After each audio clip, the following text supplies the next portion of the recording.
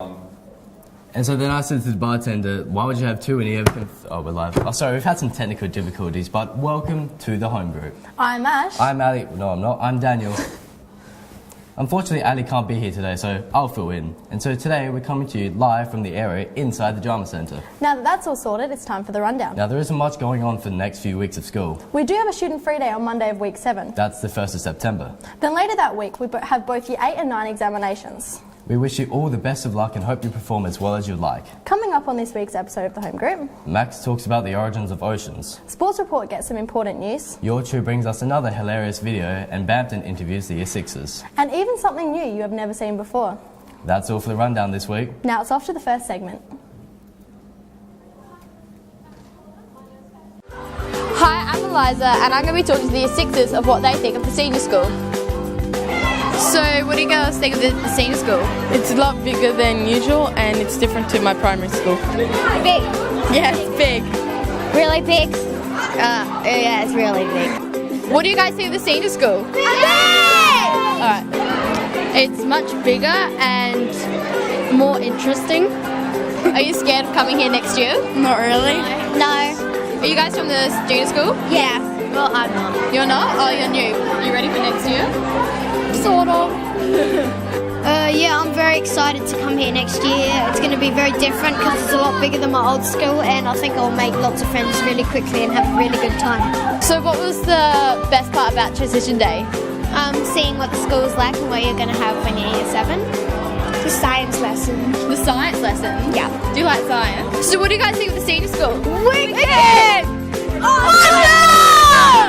Oh, what experiment did you do? We did this thing where you put in this fire and stuff. Like a Bunsen burner? Yeah. So what do you guys think of the senior school? Yeah! Where are you from? St. Francis Xavier. Good different or bad different? Good different. French. French. Do you want to learn French when you come here? Maybe. So who's the best person you met today? Liza. Hello and welcome to Max Facts. Let's see what's on the facts this week. Oceans. This is something I've wanted to talk about for a while. You see, the Earth's oceans and moons are actually linked, but not in that tide nonsense. That's just your science teachers trying to teach you bollocks. You remember that time machine that NASA used to create the moon? Well, NASA actually rented that thing out. Well, they did until Nixon used it and killed all the dinosaurs, but that was a different story. Anyway, Japan borrowed this time machine for one sole purpose: to create all the world's oceans. But why? To hide all their giant monsters, of course. You see, monsters such as Godzilla actually used to be used as cheap labor for the country. However, it was a huge failure as all the monsters would just wander around, step on buildings, and destroy Tokyo every second weekend. So to cover up this failure, the Japanese government decided to do two things. Firstly, they filmed all the monsters and pretending they were just guys in rubber suits. It does not take much to fool Americans these days. And secondly, they decided to hide these creatures. But where can you hide something as tall as Godzilla? And so Operation Ocean's 11 went into play, which stands for obviously creating enormous ancient oceanic scenes. The plan was to take all the water they could find and rent out the time machine from NASA. So then, Japan traveled back in time and dumped all their water across the Earth. And once they did this, they dumped all their giant lizards, jetpack turtles, and 3-headed fire-breathing dragons into said ocean, to hide them for all time. So the next time you're enjoying a day at the beach, remember to thank Japan and a bunch of giant Tokyo-hating monsters. Hi, welcome to Kat's Corner. My name is Kat. It is a beautiful day outside. Now I've ambushed Miss Minucci into answering some questions about the musical. So Miss Minucci, what is the musical? What's going on? The musical is Disney's Beauty and the Beast, and we've already had 2 shows, so we've got another show coming up. And essentially it's about a girl who stumbles upon an enchanted castle where the Beast lives, and it's a love story really, and about judging people for what they look like and what they're like inside. So it's a lovely, really lovely story with lots of beautiful music. And we have George Angley and James Watson playing the Beast, and we have Julia Georgina Condalucci and Josie Giorgio playing Belle. So Beauty and the Beast, come see it.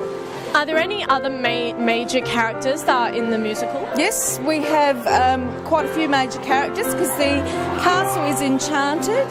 So we have Lumiere, who is the candlestick, and we have a talking wardrobe and a talking clock and lots of cutlery and plates. Interesting. That sounds pretty interesting. It's pretty interesting. I've already bought my ticket, so if you guys want to come see it, sounds pretty cool. So come see it. Hey guys, and welcome to this week's episode of Your Tube. George has suddenly mysteriously disappeared, so I have to fill in for his position for this episode of the Home Group. But don't worry, he will return in the next episode of Your Tube. Now this week we have some great videos for you. This first video involves the 3 words in the universe that were never meant to go together: Morgan Freeman and helium. Let's take a look. In unusual situations, you don't always get what you expect. Act very strangely. Well, that's something you don't see every day. Now let's take a look at what Ainsley has to say. Ooh, I say that's a bit special. Wonderful as always, Ainsley. What's wrong, Harry? Sorry, I forgot to eat my breakfast this morning. I'm starving. Well then, we better raid the fridge.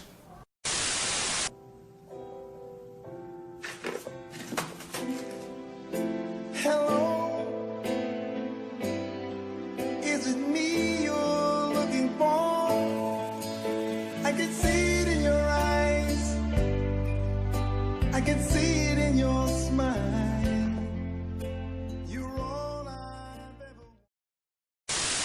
Now, on that note, that's all we got time for, guys. Thanks for watching. Tune in next week for some more Your Tube video goodness.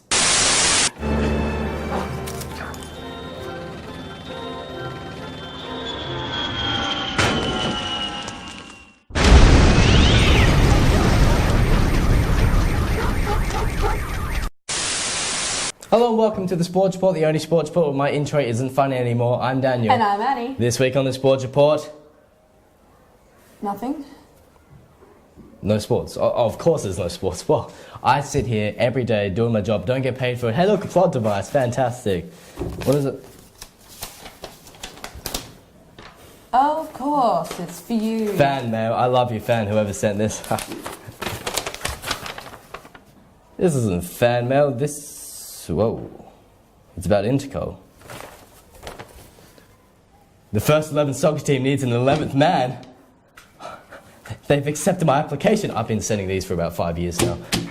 I've got Do you even know how to play? Possibly. I've been practicing. I've got to go help them. You're in charge of the sports report where I'm going. Okay.